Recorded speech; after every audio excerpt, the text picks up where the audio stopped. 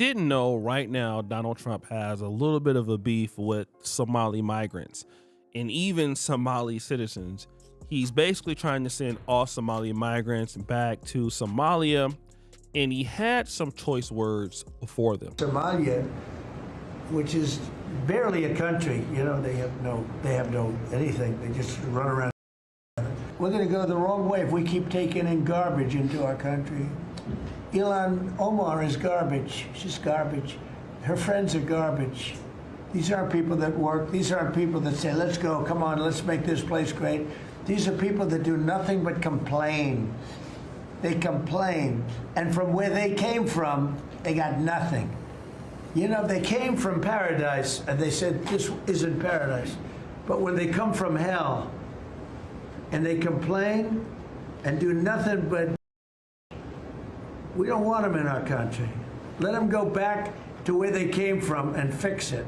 This is not to say that you don't have Somalis in Minnesota that are adding value to the state. I would never sit here and say that. But you always got to remember, when you're foreign to another country, even if you get citizenship, whatever you do wrong in that country will stick out more than the good that you're doing. These Somalis in Minnesota, what's going on? Scam after scam. This Somali man scammed hundreds of Somali families out of $1 million.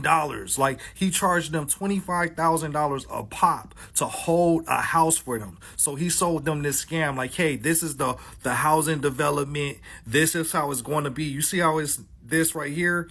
Yeah, it's supposed to look like this, but this is what it really looked like for a whole year, almost 2 years. Then the judge finally stepped in and was like, yo, this is fraud. You promising these people these homes and you haven't even dug into the ground yet. It's still grass. And they try to catch up with this guy, and he already packed all this stuff in a U-Haul truck and bounced. Right? So now these Somali families are like, man, is he going to give us our money back? Because mind you, he charged them $25,000 a pop, each Somali family, and sold them a dream. Excuse after excuse. And he had another fraud before this fraud. So in this case, this is a Somalian who is scamming other Somalians. But wait. This is the Feeding Our Future scandal, a pandemic-era scheme in which defendants allegedly stole over $250 million meant to provide meals for low-income children. Instead of feeding kids, prosecutors say the money went toward luxury homes, high-end cars, jewelry, overseas transfers, and an entire network of shell companies. According to the DOJ, the conspirators submitted fake invoices, fabricated meal counts, and even staged photos to make it look like they were serving millions of meals that never existed. In some cases, they claimed to feed more children than lived in entire neighborhoods. A federal jury found Amy Bach, the founder of Feeding Our Future, and Salim Ahmed Saeed guilty of conspiracy, bribery, wire fraud, money laundering. Federal officials say more arrests may still be coming. So this was the whole Feed Our Children scam. I believe this happened during COVID. And let me just say that you have a whole bunch of Africans, you know, that are in the United States. Even some from the Horn, and the people from the Horn, Eritreans, Ethiopians, they're also closed off societies. Okay, that's true. And they don't really integrate, but they don't cause a lot of drama. Let me just say that. So they keep their stuff on the low, and that's how they rock. Somalians, though, or Somalis, they're a lot more vocal. You know, they have their Somali flags out of Minnesota when they're running for public office. You have Ilhan Omar, you know, they're speaking Somali. You know, these are the things that really show the American public that you're not trying to integrate. So when you start doing things like that, it's gonna rub people the wrong way. Let me give you an example. Your boy OSH Duke Jackson, I live in Uganda, okay? Now, I am critical of some of the wrong things that happen here, but I'm not trying to force Uganda to change to be like me. I'm not out here and other Black Americans, you know, trying to force our way into the political structure. This is not what I'm trying to do, all right? I'm fitting into the system the best I can. I stay to myself. I'm not causing no public outrage or no big time scams or anything like this, okay?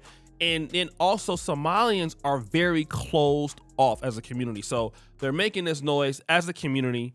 talking about Somalia, and then at the same time, you don't want to go back. And so now, because you're just, people look at you as problem causing, you're complaining, you have issues. So now people don't want to deal with you anymore, okay? This is not everybody, but certain people. And this is why Donald Trump is saying this. But I'm going to tell you something else that's really, really problematic. Yo, Minnesota was promised to us Somalis 3,000 years ago. And if you disagree, you're an anti-Christian and you need help immediately. Also, if you read Genesis 12:3, it says that those who bless Somalis will be blessed, and those who try to harm them will bring harm upon themselves. I didn't say that. Genesis 12:3. Just saying. So you hear this guy talking about Minnesota is promised to us from 3,000 years ago. And I'm sorry, bro. I'm just thinking as if this was me saying, I'm in Uganda, I'm making noise. Me and other Black Americans are crying, complaining about everything. We're having USA flags. We're trying to get into office. We're trying to become ministers of parliament. And we're trying to say that we're Somalia for Minnesota. Like, you have police officers that say that we only serve the Somali, communities. And you basically have Minnesota, Minneapolis citizenship. Like, you even have the mayor speaking Somali. Like, this rubs people the wrong way. And then you're saying at a state that, you have no real ties to outside of the last 30 years, this land is promised to you.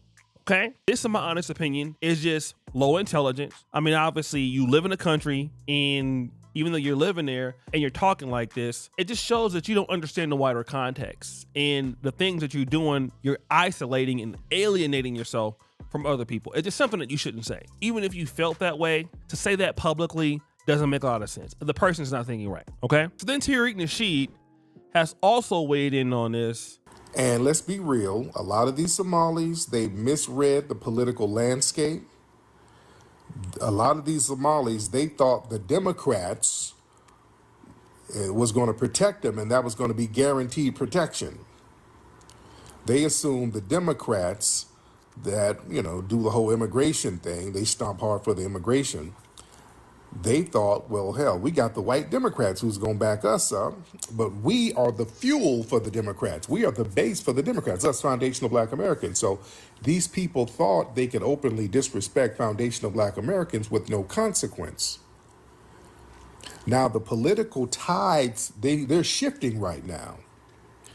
So right now, these non-FBA groups, these refugees, you are exposed and you are unshielded. Nobody's protecting you. Since we ain't doing it, since y'all told us to stay out your business and y'all was talking greasy, we're like, all right, you handle your candle. Now, all of these white tea people that you thought was going to prop you up, notice they ain't helping you.